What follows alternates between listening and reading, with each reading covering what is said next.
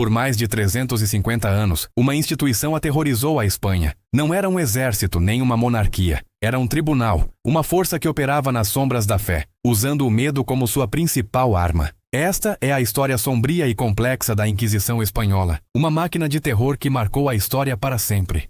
A Inquisição Espanhola não nasceu do nada. Para entender sua origem, precisamos voltar a 1478, numa península ibérica em plena transformação. Os reis católicos, Fernando de Aragão e Isabel de Castela, estavam unificando seus reinos, forjando a Espanha que conhecemos hoje. Mas essa unificação não era apenas territorial, era também religiosa. Durante séculos, cristãos, judeus e muçulmanos coexistiram na península. Com a Reconquista chegando ao fim, a pressão por uma identidade puramente católica se tornou esmagadora. Milhares de judeus e muçulmanos foram forçados a se converter ao cristianismo. Eram os chamados conversos e moriscos.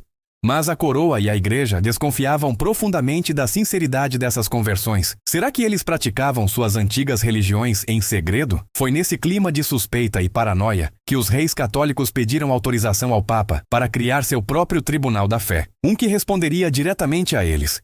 A Inquisição foi, portanto, uma ferramenta política, um instrumento para consolidar o poder, garantir a unidade religiosa e controlar uma população diversa e suspeita. Nascia ali uma das instituições mais temidas da história. A máquina da Inquisição era metódica e implacável. Tudo começava com o Edital da Graça. Inquisidores chegavam a uma cidade e anunciavam um período de 30 a 40 dias, durante o qual os hereges poderiam confessar seus pecados e receber uma penitência mais leve. O edital também incentivava a população a denunciar vizinhos, amigos e até familiares, listando os supostos crimes contra a fé. Praticar rituais judaicos, blasfemar, praticar bruxaria, ler livros proibidos. O medo se instalava, transformando comunidades em redes de vigilância. Uma vez acusado, o indivíduo era preso e seus bens confiscados para cobrir os custos do julgamento. A identidade do acusador era mantida em segredo, deixando o réu sem chance de se defender adequadamente. Começava então o interrogatório. Em salas sombrias, diante de inquisidores de capuz, o acusado era pressionado a confessar. Se a confissão não viesse ou se fosse considerada incompleta, a Inquisição recorria ao seu método mais infame, a tortura. É importante entender que, para a mentalidade da época, a tortura era um meio legal para obter a verdade.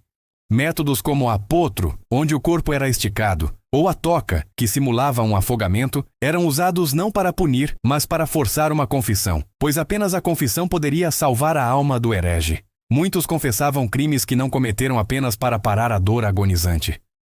Após a confissão, voluntária ou forçada, vinha a sentença, anunciada publicamente no chamado auto de fé. Era um espetáculo grandioso e aterrorizante. Os condenados eram levados em procissão pela cidade.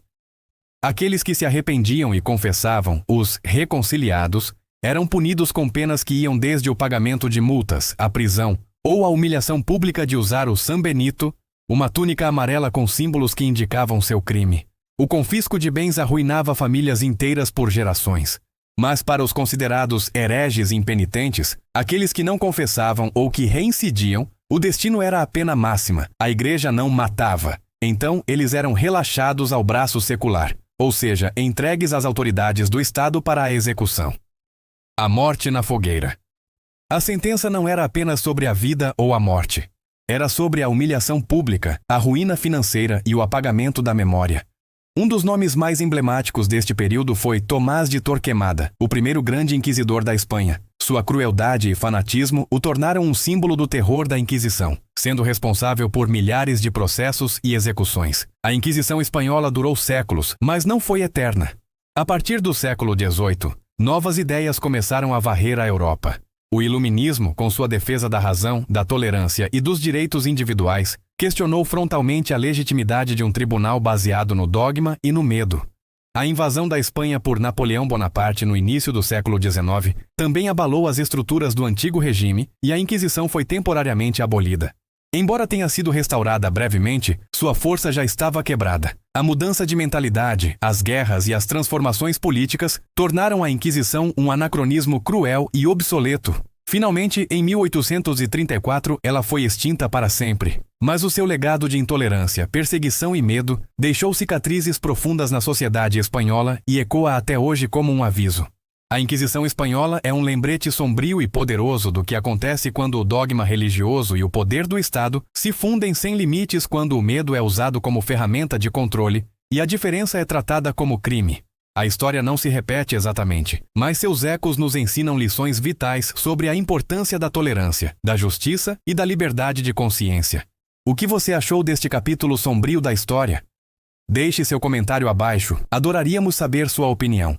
E se você gosta de mergulhar nas profundezas do passado, não se esqueça de se inscrever no canal para mais vídeos como este. Muito obrigado por assistir e até a próxima!